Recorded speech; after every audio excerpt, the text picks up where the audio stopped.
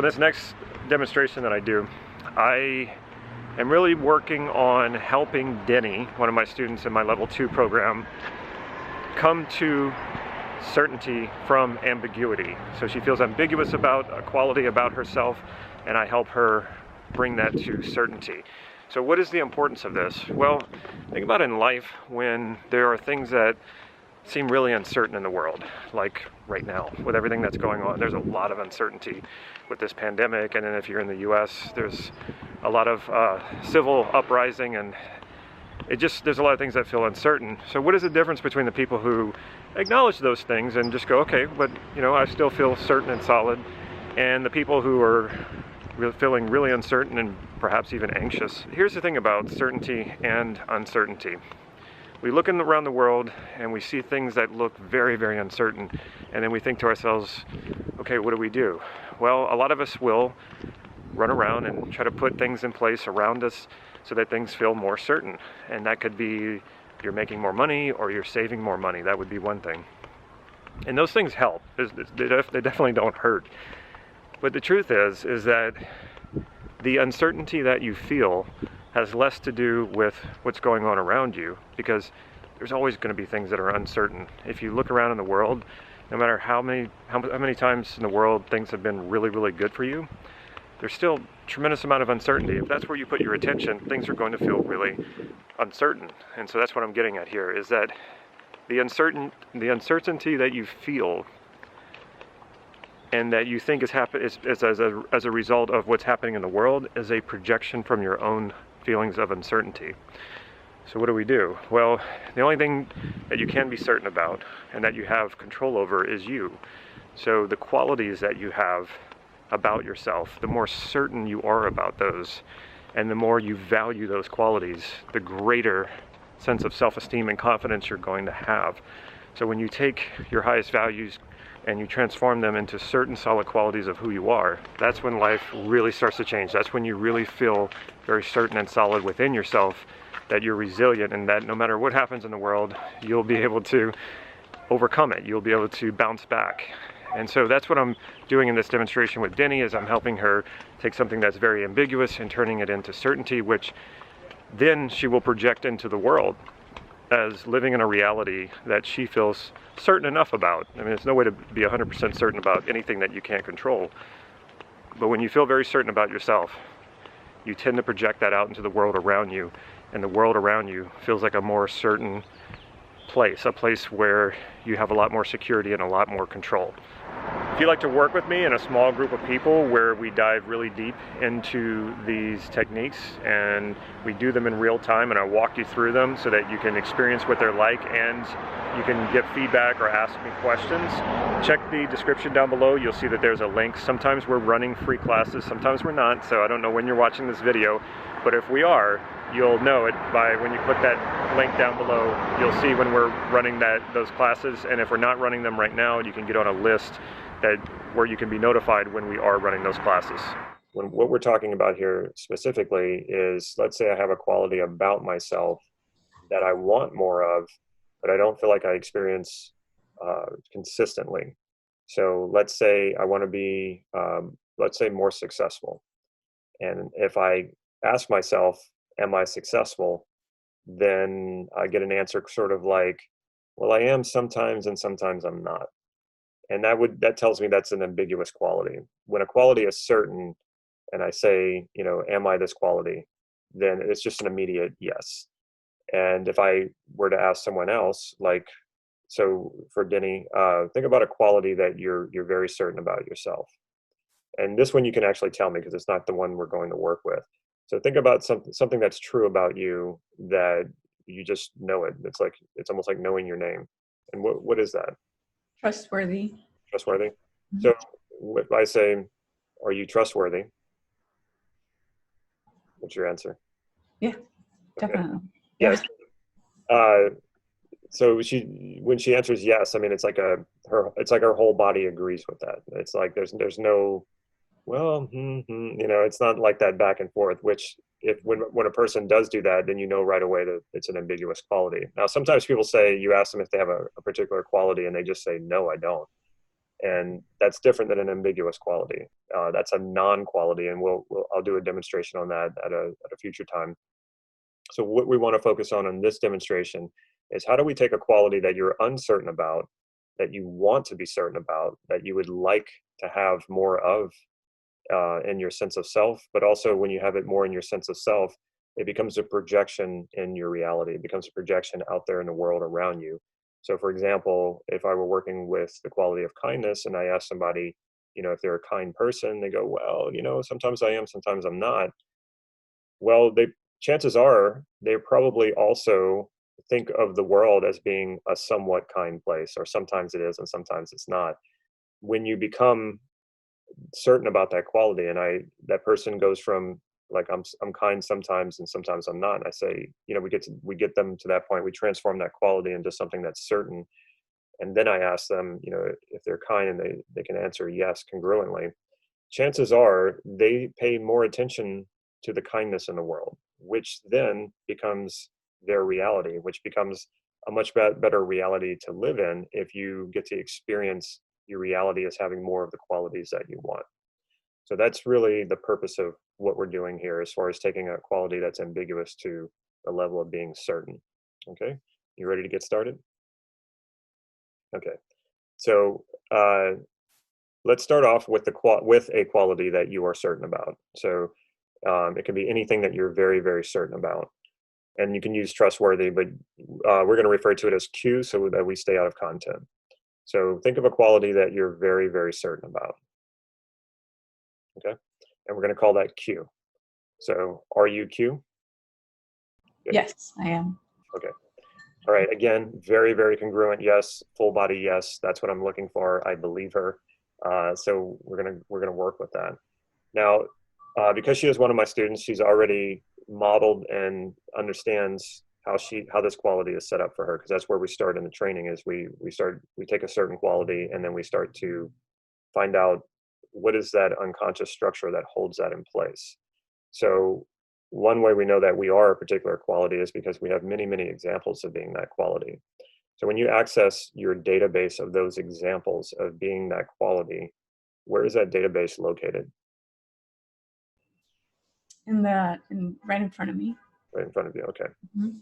So, and is it primarily visual, auditory, or kinesthetic?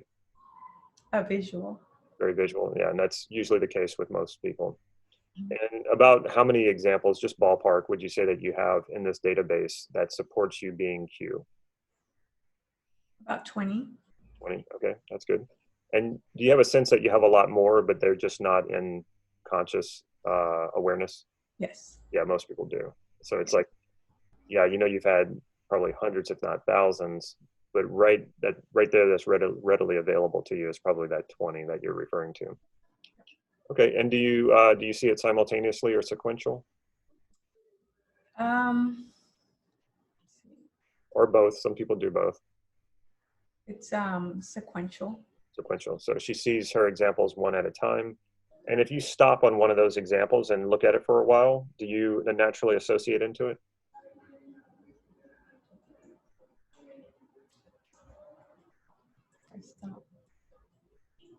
Yeah.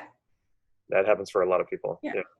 And are you naturally disassociated until you look at one for a while? Yeah. Okay. That's very, very common. It's actually a very good way to do it. And I often will tune people up. Like if they don't naturally do that already, I will give them that instructions to see if it works better for them. It usually does. It usually makes us more powerful. So sounds like you have a really nice tuned up database there of Q, and not surprisingly, because it feels very certain and solid, right? Okay. Now let's let that go. And let's talk about the ambiguous quality, the quality you feel like you have sometimes, but not all the time. Okay. Okay. And when you think about that, we'll call that ambiguous Q. Okay. When you think about this quality, and let's just check in, are you Q and ambiguous Q? Sometimes. Yeah. So even before she spoke the word, even before she said sometimes, you can just see it in the body. It just kind of like, there's like a hesitation. There's like and then usually with an ambiguous quality, there's a back and forth. You'll see the person look in different directions. You'll see their head shift in different directions, or their whole body will shift. Sometimes you'll see their hands come up and do this. but it's usually really, really obvious. Okay. So would you like to be more of this quality? Yes, I do. Okay, great. So if it's ambiguous, it means that you feel like you are this quality sometimes, or so you at least have some examples of being this quality. Is that correct? Correct. Okay. Now, where are those examples located?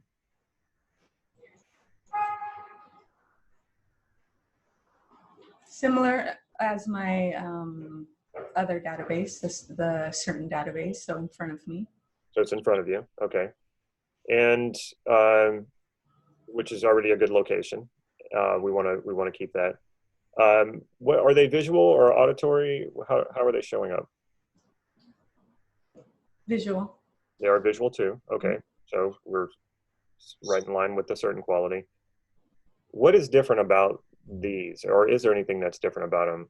Are they bigger, smaller?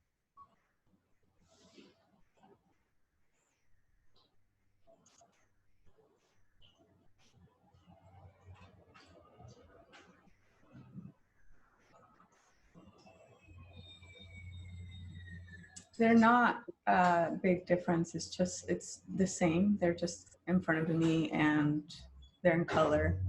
Okay. Are they still images or movies? Hmm.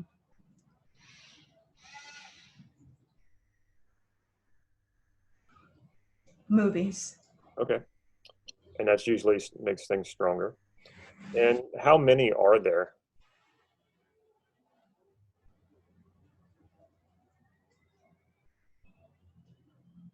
Can do like three.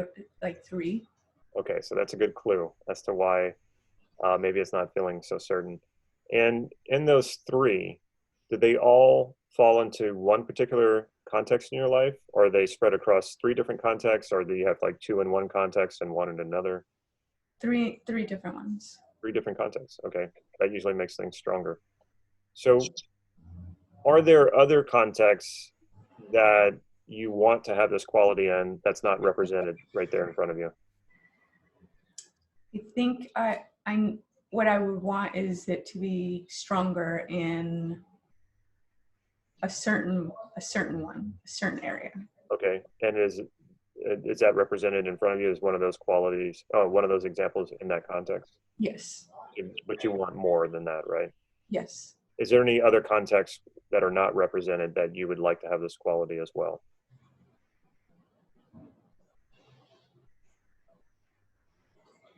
No.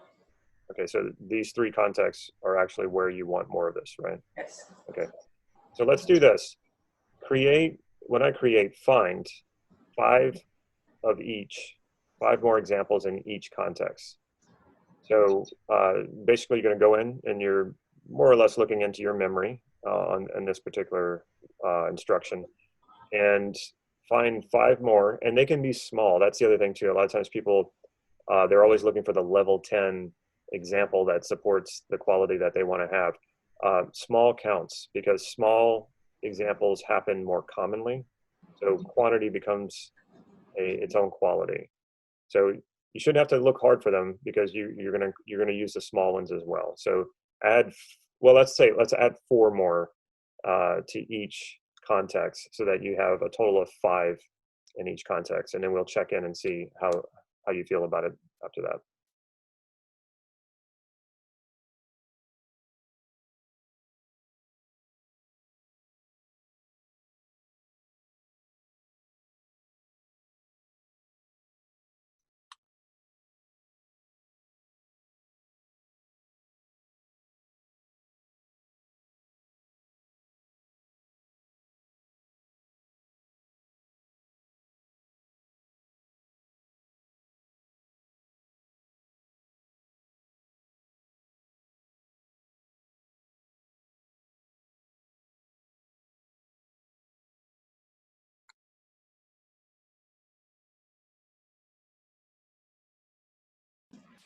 So they feel stronger. Okay, so the quality feels stronger. Yep. Okay, so now that you have 15, which is just five shy of your quality that you're certain about, so I have a feeling this is going to help a lot more too. So find five more, but they can be just very general. They don't have to really, we're not going to necessarily make them belong to a certain context. Just find any 5 examples that fit this quality that would you would categorize as this quality.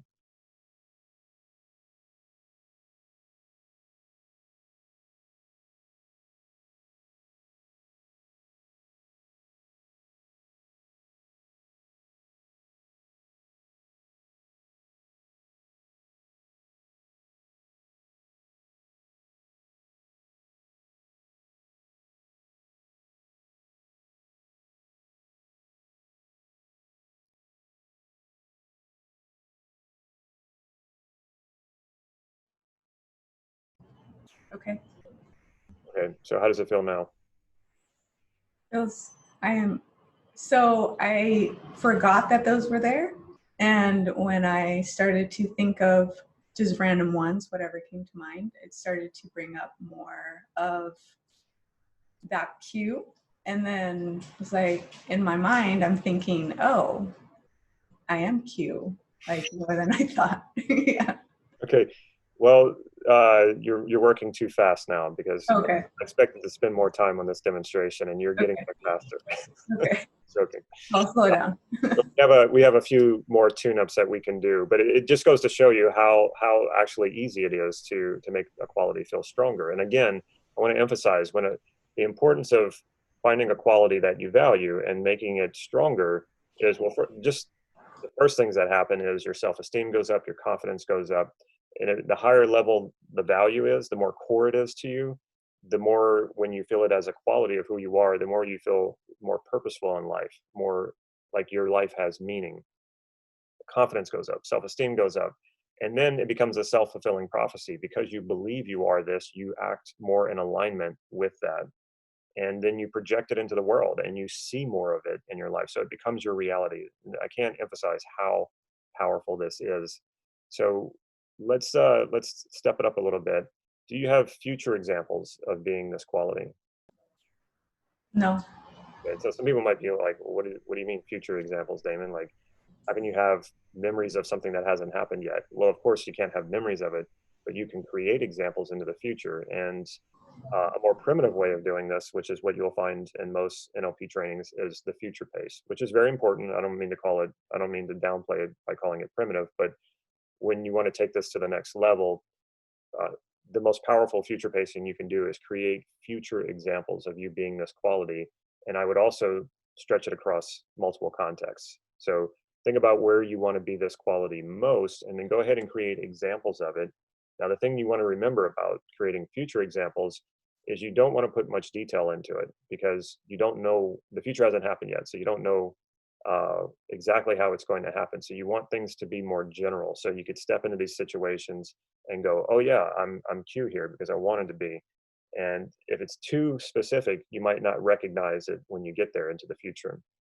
So we want vague details, including if you're being Q with other people in these future examples.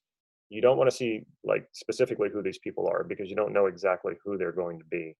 And another thing you want to do is you want to be disassociated in your future examples.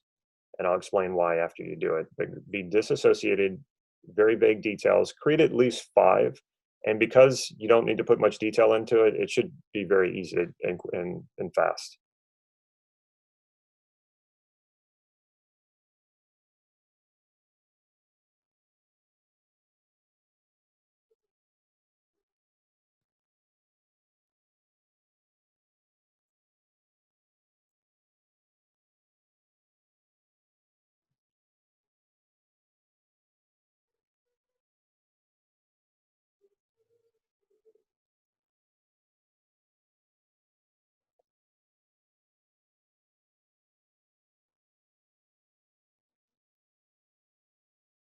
Okay. So how does that feel? It feels stronger. Okay, good. Yep. Now let's deal with the other part of this, and that is there are times when you don't feel this cue, which is what was causing it to be ambiguous. Um, Sometimes what causes a quality to be ambiguous is it's not in the right location. But your examples were in the same location, so we didn't really need to work with that, and it had a lot of the same structure as your certain quality. So there wasn't really a need to mess too much with that. But counterexamples, the times when you're not Q, if you have a bunch of those, that can cause a quality to feel ambiguous as well. So when you think of the times that you're not Q, where are those located?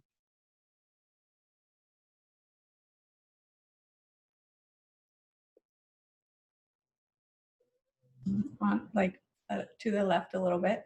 Okay, so they're not integrated, which is one of the reasons why they feel a bit ambiguous, or the quality feels ambiguous. So about how many do you have of those non-Q? It feels like a lot. Okay. I'm not really sure if like more than 10 probably. Oh, okay. Yeah. This would make a lot of sense if you had more than 10 counterexamples and you only had 3 positive examples. This contributed to the ambiguity for sure. Okay. Now, when you look at these counterexamples, does one stand out as a really powerful counterexample of not being Q? One that it seems like the others sort of gravitate or revolve around, which is creating this generalization about not being Q.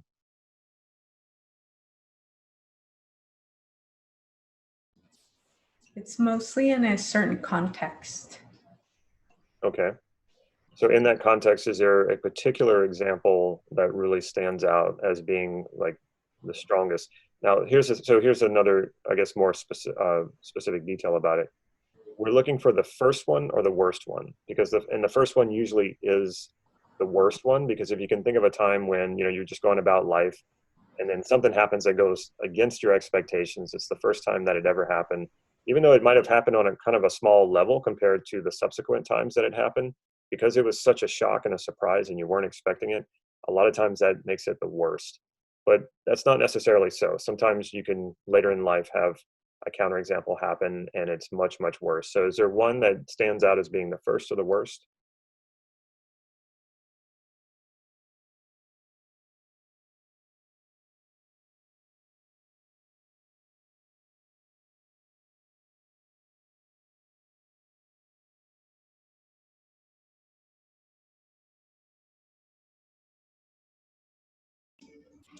Can't seem to locate a big one or the first one. They just seem to be little ones throughout. Okay. Okay. So let's try a different approach then. Yeah. When you look at these counterexamples, is it possible, because you emphasize context, so that might be a clue here, is it possible that in a different context, that these could be examples of a positive quality that you like about yourself? I don't think so. Okay, Yeah. checking. Explore it a little bit. So here, and I'll give you an example of what I mean. So maybe a person feels like they're very stubborn, and that's in opposition to a quality that they value, that maybe they value adaptability and flexibility, and it feels ambiguous. And they're like, I got, but I know I'm really stubborn. And so we isolate it and we look at it in the context, and then ask the question, were you being stubborn or were you being very persistent? And so in the right context, this stubbornness might actually be very powerful and very positive in the right context as a quality of being very persistent and determined. So it's just an example and it's just a suggestion. So if it doesn't really seem to fit, then we don't want to force anything, but you just want to be a little creative here and think, could this be useful anywhere?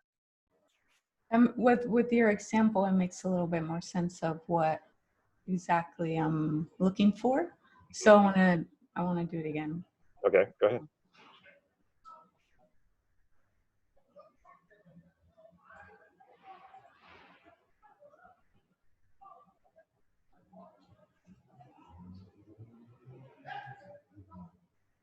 Okay, no. No. I just wanted to make sure. So let's try something here. So you said there's many. We know that you have 20 examples that you found, and 15 that you found, 5 that you created that support your quality. Let's take 4 of these counterexamples here, and one at a time and slowly move them over and drop them into your database of being Q and let them integrate. Do one at a time. So when you bring it over and you drop it in, let it integrate and just have a sense of like, okay, it landed, and then go to the next one, and only do 4 though.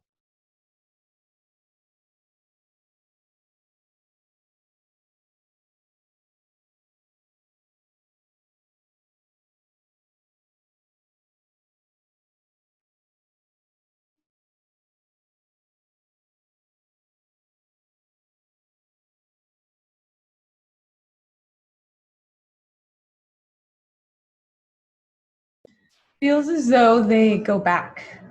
So they, like a rubber band. Okay. Yeah. So the part of you that's making the counterexamples go back and not allowing them to integrate, let's talk to that part of you and ask it. Well, first of all, welcome it and let it know that you, or thank it for making itself known, which it's making itself known by moving these back.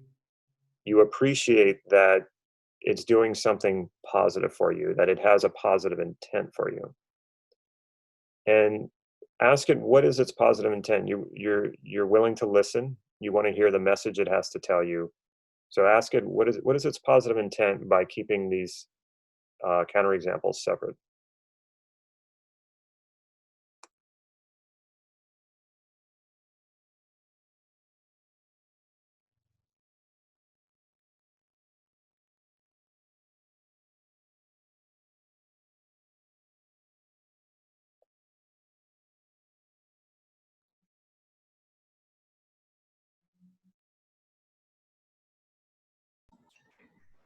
What came up was being more flexible, not being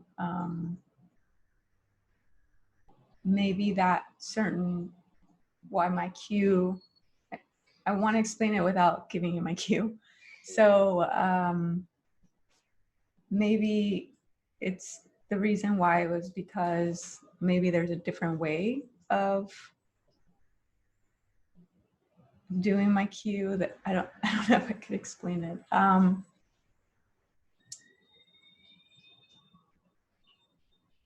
So the positive intent of keeping them separate is what?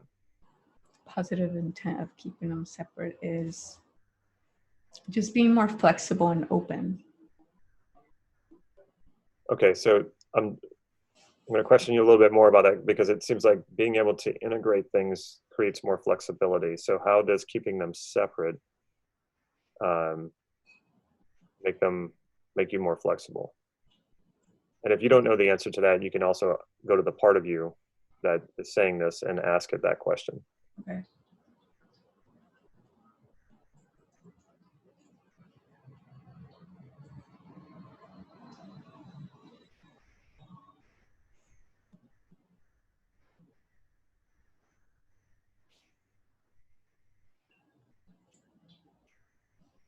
So being more flexible in case it doesn't work out.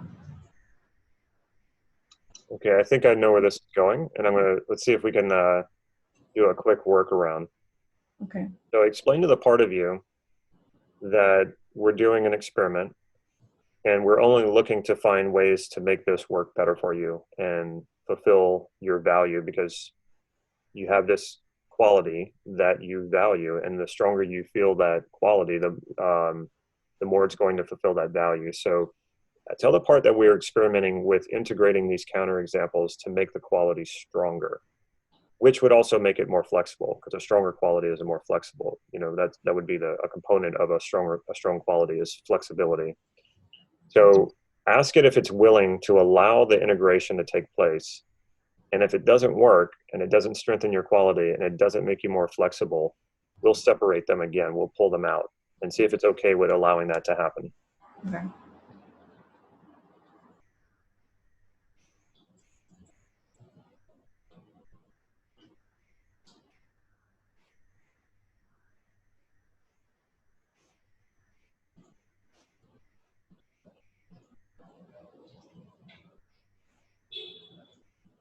Okay.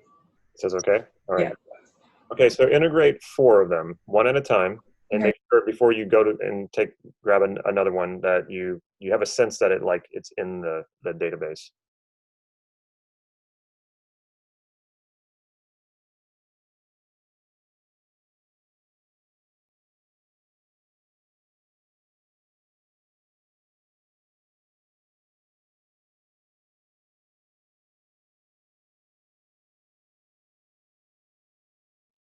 Okay. Yes. In there. Okay, so now with them in there, does Q feel stronger, weaker, or no different?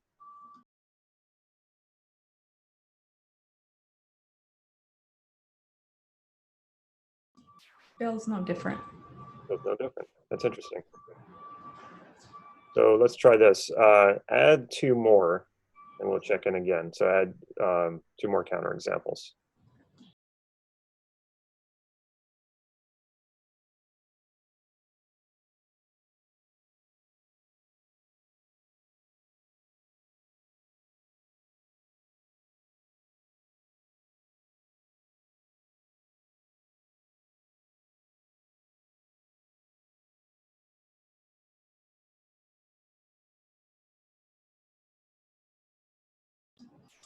It feels less strong for me. Okay, so we hit a threshold there. So pull those last two back out. And it should be easy. You can just pull both of them out at the same time. Okay.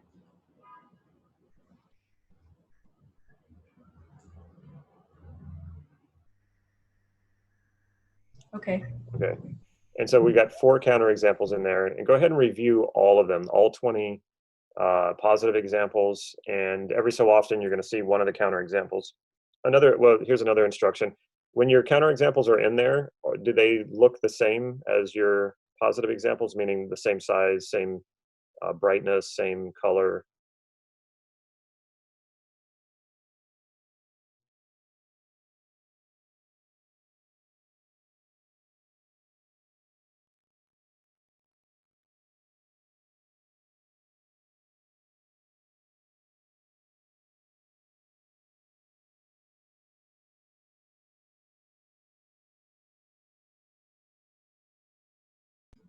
They feel kind of faster, and then the colors brighter. Interesting that you said it feels faster and brighter. Okay. So I think that might be a clue. So what we want to do is try dimming the counterexamples and making them smaller so that it's obvious that they're counterexamples. And then we want to make them not as compelling as your positive examples. So usually brighter, more colorful is more compelling. So your positive examples we want to be brighter and more colorful or richer colors, and the counterexamples to be darker and smaller. So when you make that adjustment, go ahead and review your database and see how that feels.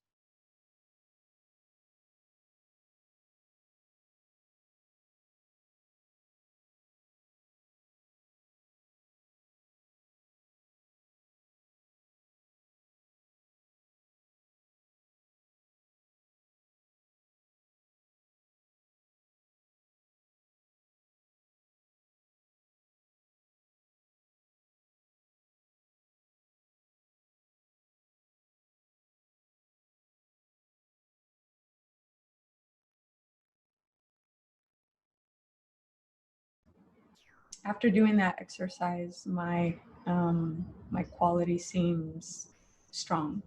Okay, good. All right. Had me concerned there for a little bit. Okay.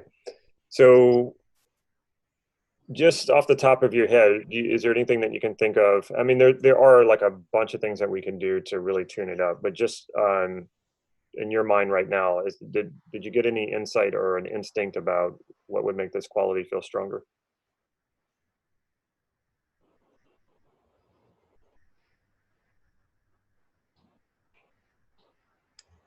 Focusing more on the positive examples and making them like bigger and brighter. Okay. Yeah. Probably also bringing in more examples. You could probably really build this database up, bring in more positive examples, and then integrate more of the counterexamples. The counterexamples are really important. They actually do strengthen are qualities, because you can see that in spite of times when you're not Q or your behavior doesn't reflect Q, deep down you still are Q because you have all these other examples of being Q. So let me try the one little quick thing here.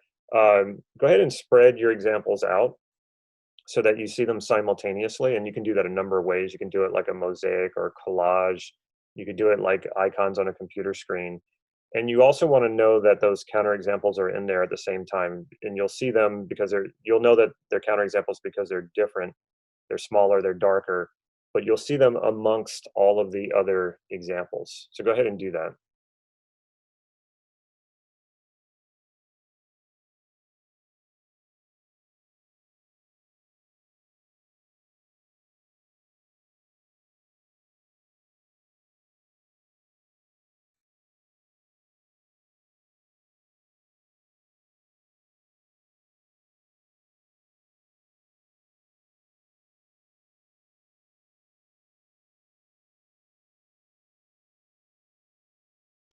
It's a little bit challenging to do it at the same time, but I attempted to do my best with that one. Mhm. Yeah. So what was challenging about it to spread them out? Just being able to focus on all of them being there. I felt like they were disappearing depending on, like, I wasn't able to contain them.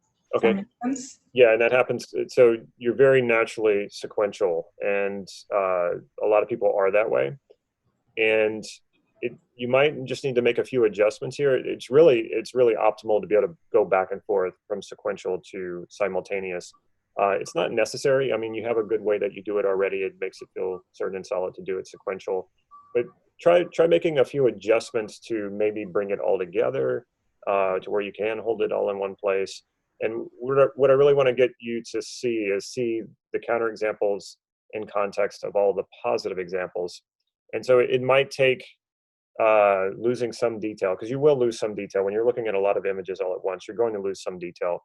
So allow that to happen, but you can see them like sort of like thumbnails, of all the times that you were Q, and then you'll see, well, okay, that was that time that my behavior wasn't Q, but with all of these Qs, all of these examples are positive examples around it. Obviously, I was still Q.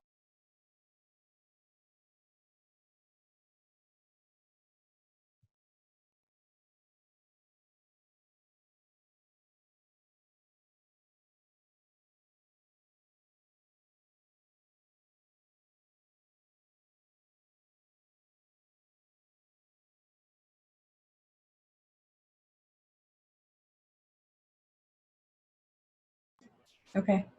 How was that? It's better. I That's feel that when I laid them out, the counterexamples, my cue didn't seem stronger, I guess, to put into simple terms. okay. Yeah. And you feel free to go back to the sequential way. You don't have to say, oh, because Damon told me to do it this way. It's not one way better than the other. Okay. Whatever comes natural to you, whatever makes it feel certain and solid, that's the best way. But spreading them out in front of you can give you a good perspective of your quality and the counterexample, or the counterexamples and how they fit. Okay, so let's try a test here. So I'm going to go ahead and ask you to reveal what is Q. Reveal what? Oh, you want me to tell you what it is? Yeah. Sorry, my computer might die. I didn't realize I had 6%. But my cue, so my cue is persistence. Oh, wonderful. Okay. Yeah. Are you persistent? Yes. Wow, look at that. That was such a congruent, so much different than when I asked you at the beginning of the demonstration. Yeah. Okay, so how does it feel to be really certain and solid about being persistent? It feels awesome. Yeah. And how might that affect you going forward in life, different than how you were in the past? Knowing that I am persistent, I'm able to, if things come up where it could be a little bit challenging, being able to know that I am and I'm going to get through it, it seems a lot stronger for me. Right. And now that you know that you're persistent, is there a certain image that comes to mind that lets you know, like a quick and easy summary representation that just lets you know that you're persistent, that you can when I ask you, are you persistent, or anyone asks you if you're persistent, that you have a quick reference for that.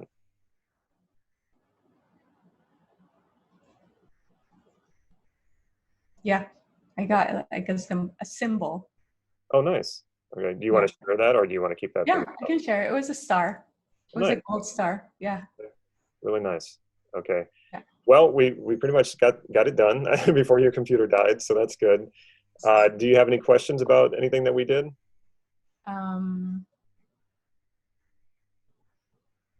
No, I don't think so. Okay. Yeah. So as you know, being in the program, there are a lot of other things you can do to tune this up. But you're off to a really good start here because you already feel it. So now it's just a matter of you can do a little bit more fine tuning and really feel that sense of persistence, and then start thinking about where do you really want to apply, which you've kind of done with the future examples. Mm-hmm. But you can explore that even more, and it'll make this quality even stronger. And really the point behind this is so that even in times when you're struggling, even in times that you do have counter examples, or you find that you're not behaving in alignment with this value of persistence, you know that you still are, and that you'll always come through. Yes, and I do have a question now. So fine tuning, would that just be going through the exercise when how often would I do it? Well, it's not about often. You just usually need to do it once, and then it stays. So I would take this through the aspects of time, and then the aspects of content, Okay.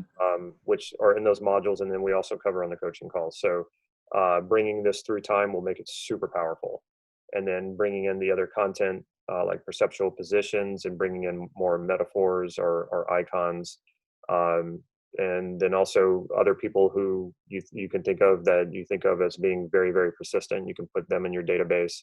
So all of those other elements will really tune this up. But the majority of this has taken place already because we tested it. Beginning you were kind of shaky on it, and then now you're very certain about it. So that these other aspects will come much, much easier for you. Okay, cool. Thank you. I hope you enjoyed that demonstration, and I hope you got a lot out of it. Like I said, I'm always packing a lot into what's going on in these demonstrations, so you might want to watch it more than once. Quite often we are doing free classes. Can't promise you that when you watch this video that it's happening right now, that we're doing a free class, an upcoming free class, but you want to check. You want to see if we are, and we might be. So check the link down below in the description. You'll see there's a link, just click on it. If you like this video, make sure you give it a thumbs up, and if you haven't already, make sure you subscribe. If you can think of a friend or a family member who would benefit from watching this video, make sure you share it with them. Take care.